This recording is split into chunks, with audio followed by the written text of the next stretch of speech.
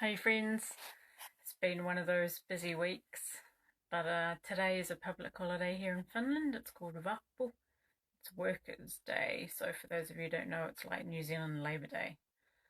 But I wanted to just share an encouragement today. Nothing, not something so serious, something beautiful.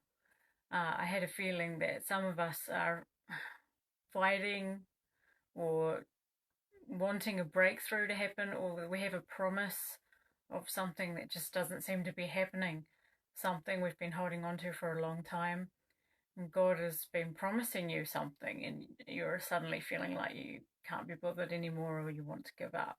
I know that feeling, and God is okay with those feelings. And I want to share the story about my daughter.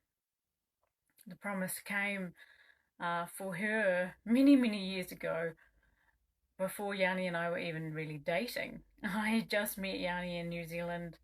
We only just started hanging out, and one lady had a dream or a vision, not quite sure, maybe it was a vision, of Yanni on stage playing drums, which he does do, and myself holding off to the side an infant, a young infant about 2 years old or 3 years old. And that was really, what, 14 years ago? And so, and then we didn't really think about having children until some years into our marriage. I think it was maybe 5 years into the marriage. And so I was just over 30, 32 maybe. And so we were open to conceiving a child. And the months came, and the months came, and then the years came. Now, after a few years, I thought, wow, what's happening with this? Now, I want to say that I had some serious reservations about having a child. I was afraid. I didn't know if I wanted to bring life into the world. That's a whole other story, death, such and such. And so suddenly for it to not happen so easily was somewhat ironic. Uh, and then at some point, we both got tested and we found that we had a medical problem that was hindering conception. Well, it could happen, but not very, obviously, not easily. And so this was, I didn't think we would have a problem. I never thought we would have a problem conceiving.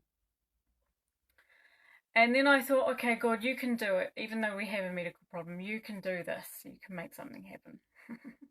Well, I waited and waited, and every month I checked my body, and I knew when I was ovulating, and we waited and waited, and still nothing ever happened.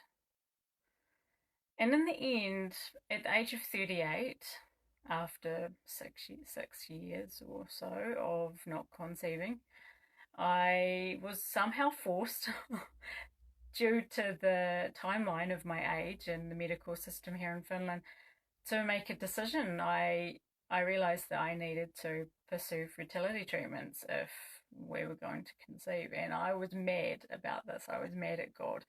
And along the way, people kept prophesying a child to us, like, this is something you're not supposed to do.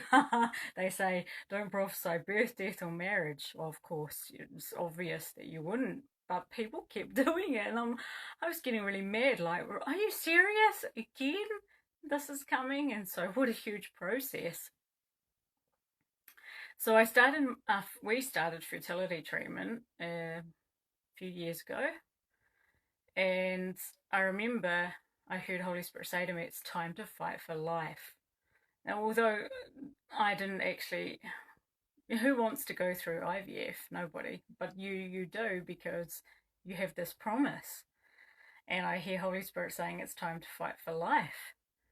And you don't, you have to go forward with that. And so for some of us, we think, oh, it's not coming naturally, it's not happening easily. Well, that's not a reason for the promise not to come. Sometimes we need to get up and do something, and we need to fight, and we need to feel the passion for it, and we need to feel the fire behind it, and we need to face fear and other things that have been hindering us. For me, yeah, I was facing a lot of things about my body, and and what I believe to be true.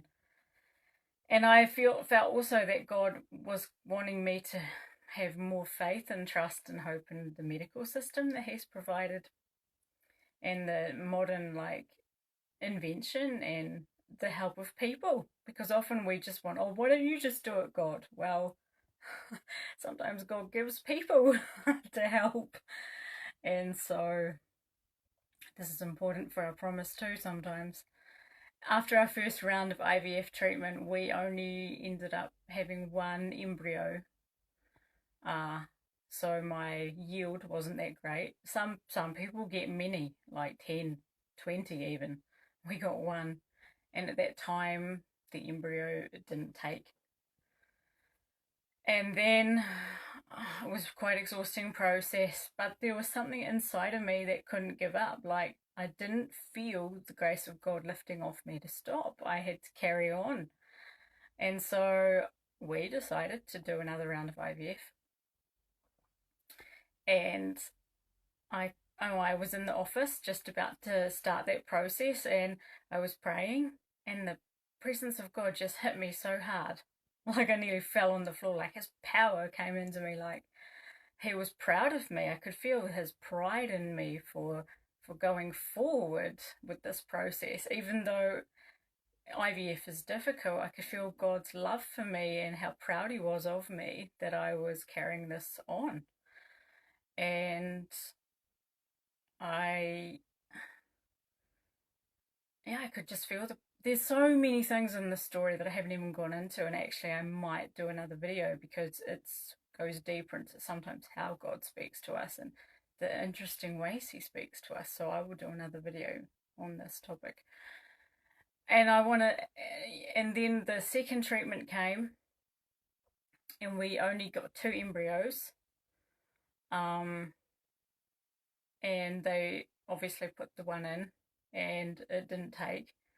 And so we had one left, just one, the last hope. And in the end, I kept hearing the phrase, and on the third day, and on the third day. And I was sitting outside in my garden, and I saw these, well, no, that's another story but anyway, some 3 daisies there, and God was like, yeah, that's how many there are. That's the promise. And then the third one was actually hiding behind the other 2. And so the promise kind of snuck up behind. And so we conceived our daughter on the 3rd round of IVF. And this was after 8 years, 8 years of waiting, 3 rounds, 2 intense rounds, and one on the final round on the 3rd day. The promise was birthed. And actually I had a beautiful pregnancy and a labour that, although it was long, went well, and we've been healthy and fine. And so I want to encourage some of you, your promise is coming. If you've been waiting 8 years, God does not leave us alone. He will prove faithful. We had prophecies for all those years of my daughter or a child, and we had to wait and wait and wait, but we didn't give up. So I just give to you now who are watching and waiting for a promise the strength and power and hope again to carry on, because the goodness of God always wants to break through, and He is faithful to finish what He starts. So bless you, love you, and I will actually do another video with some more details because I think it's really cool, the more details in her story. So until another day, see you later, my friends.